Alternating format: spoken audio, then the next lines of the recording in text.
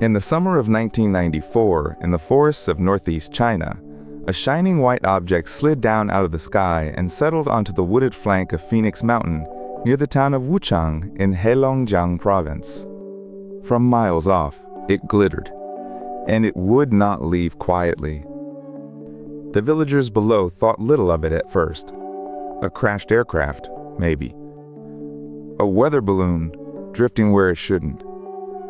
Ordinary explanations for an ordinary week of farm work. But the thing on the slope kept shining, and no one could say what it was. What followed would not fade like a rumor. It drew in public security officers, Xinhua news agency reporters, university professors, and senior officials from the highest levels of scientific research.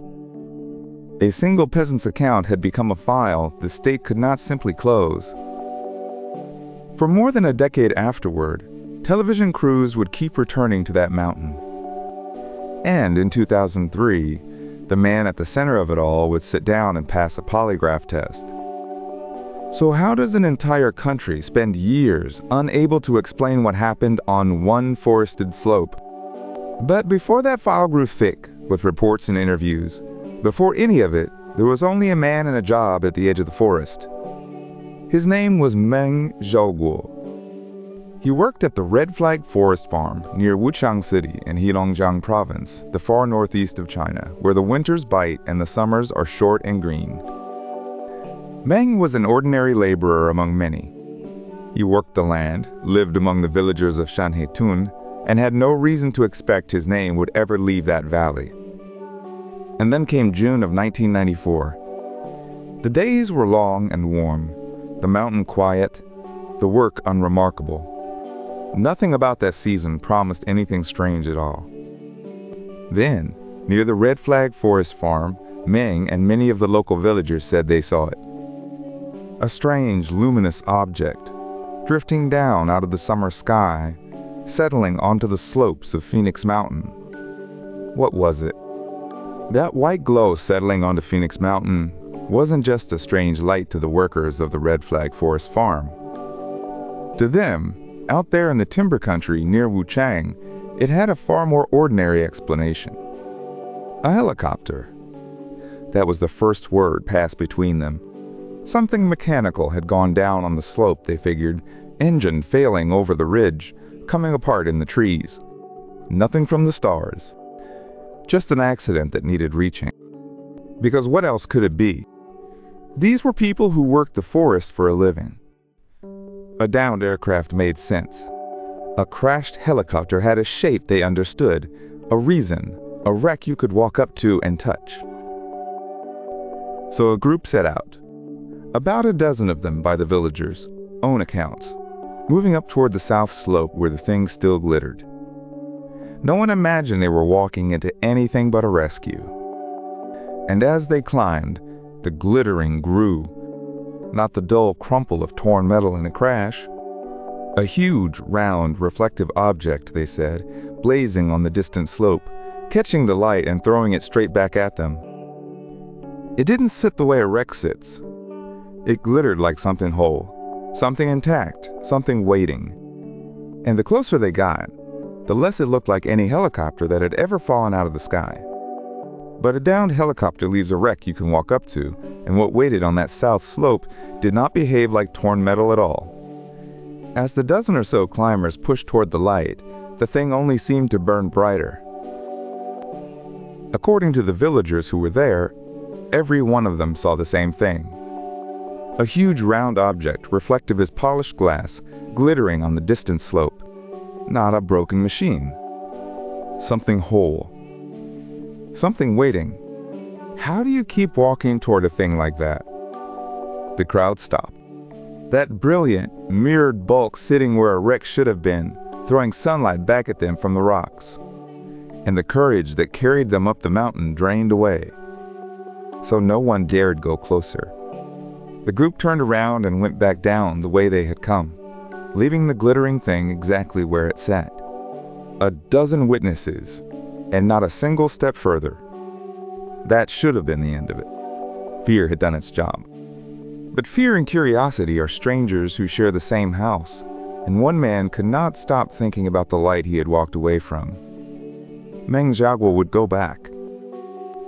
Fear kept that first crowd at a distance, but it could not keep everyone away for long. Curiosity, it seems, has its own gravity. 10 days after the object first appeared, 2 men decided to walk back up toward the south slope. Meng Zhaoguo went with his niece's husband, a man named Li Honghai. 2 farm workers, climbing through rock and brush toward a thing a dozen frightened people had already turned their backs on. And this time, they got close. What they described seeing was no helicopter and no weather balloon. Up close, the object had a strange shape. A round head, and behind it a long curving tail that bent away like a comma trailing into the grass. Meng later drew it for reporters.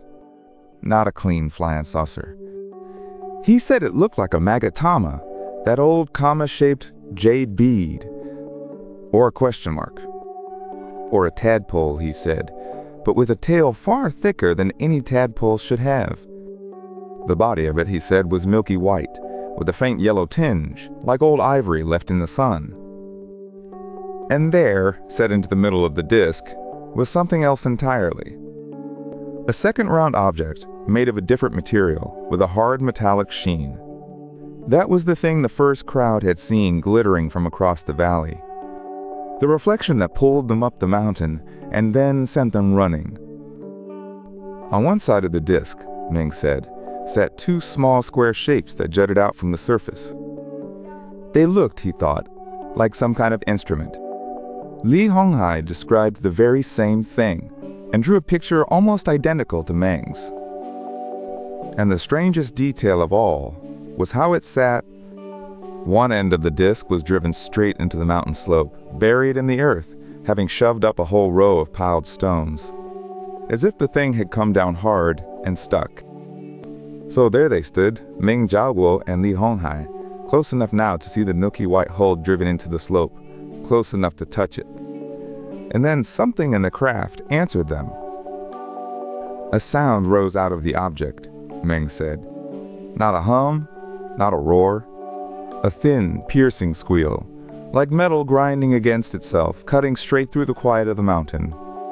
And the 2 men froze. Then, according to Meng, a force struck him. No warning, no visible source.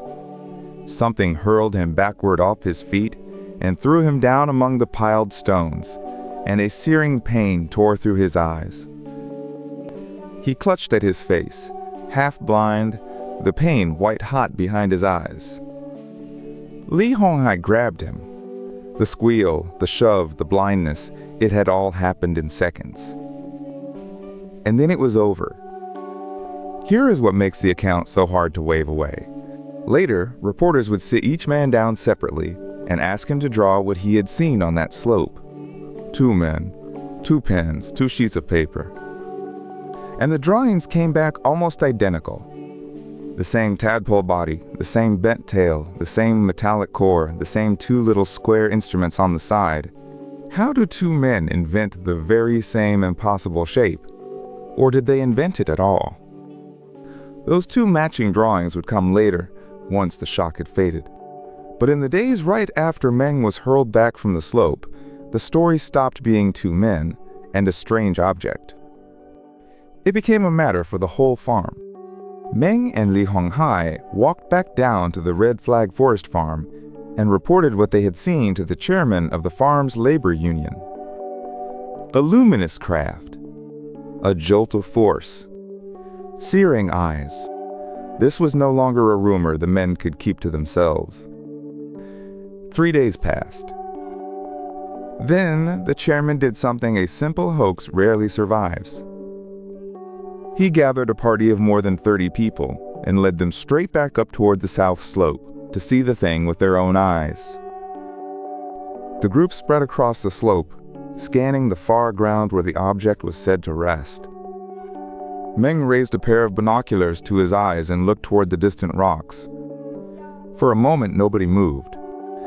And then he shouted. What came next? More than 30 people said they saw.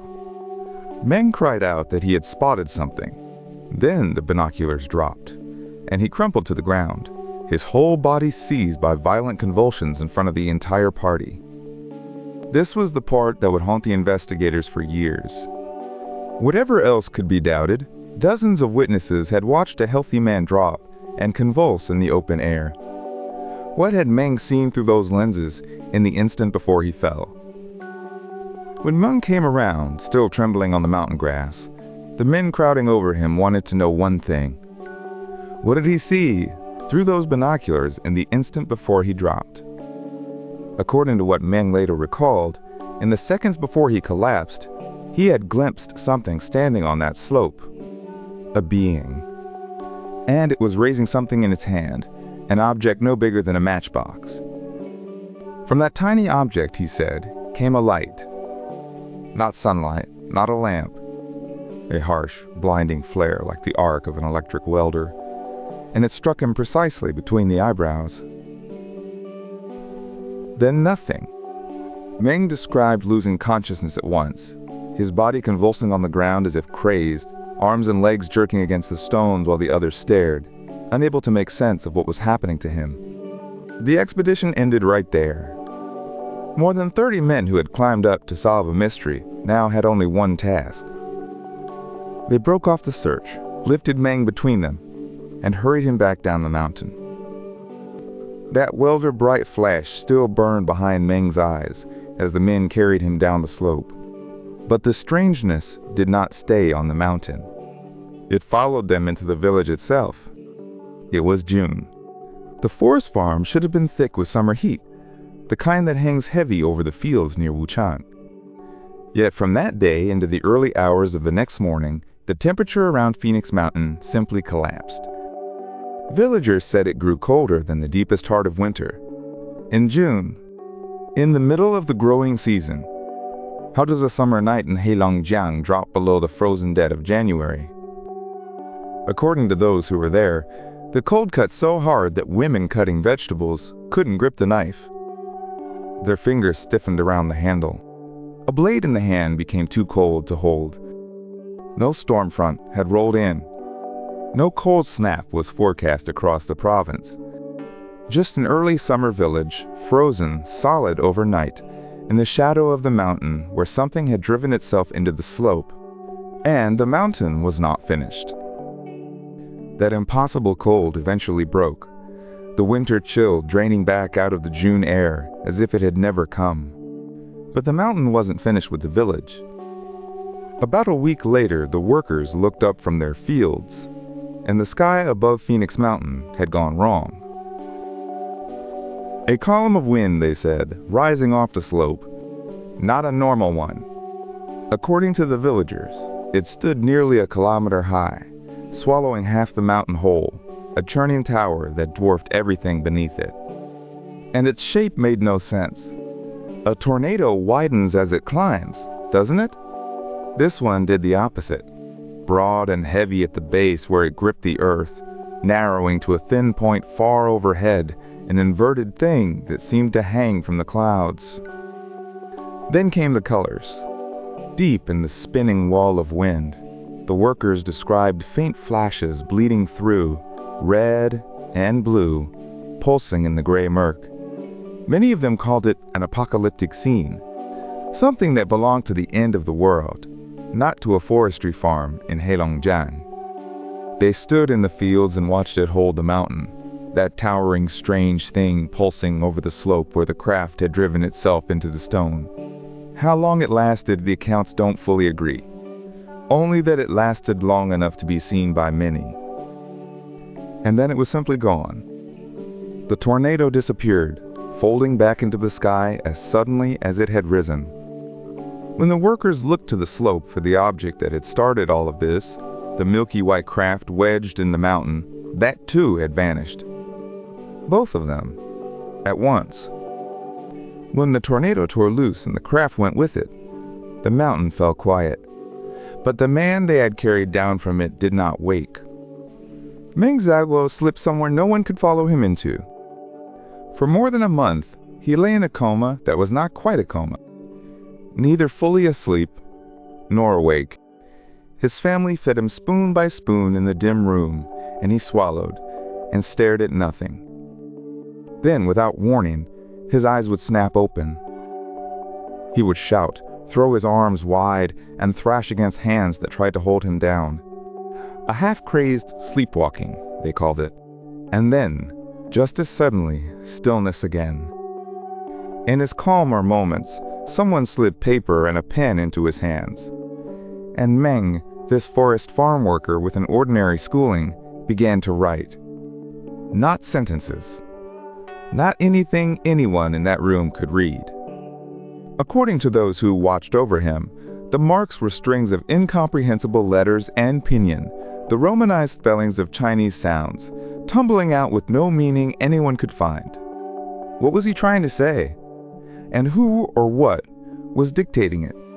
More than a month passed like this. Fed, thrashing, shouting, scribbling. And then, one day, Meng Zhaoguo simply came back to himself. He opened his eyes and he was awake. But he had not returned alone. He remembered where he had been. Those strange marks he scrawled during the coma were not the only thing Meng carried back from that lost month. When he finally spoke clearly again, a forestry official arrived to write it all down. His name was Guan Hongsheng, a news officer with the Shenetun Forestry Bureau. He questioned Meng slowly, in detail. And what Meng described was not a machine on a mountain. It was a visitor who had never left.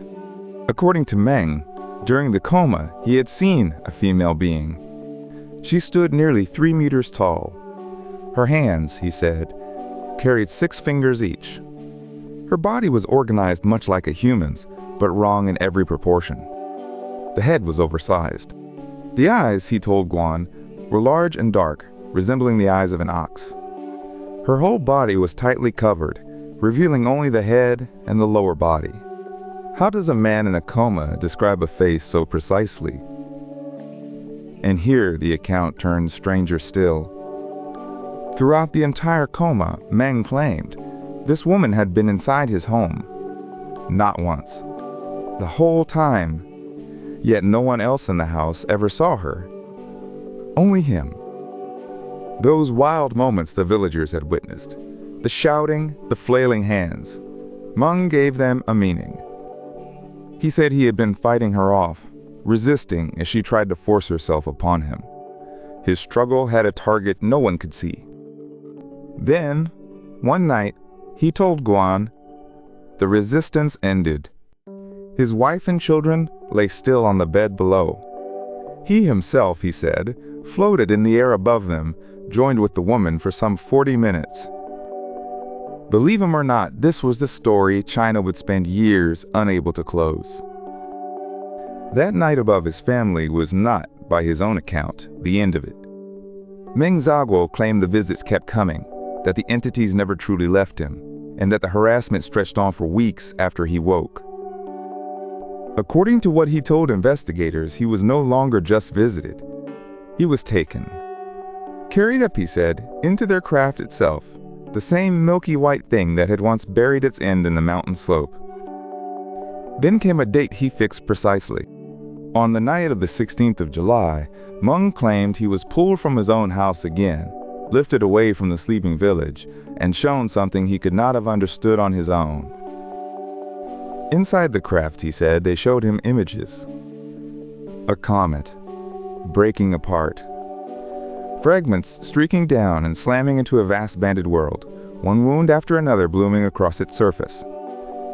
He had never seen such a thing. What Meng described lines up with something real.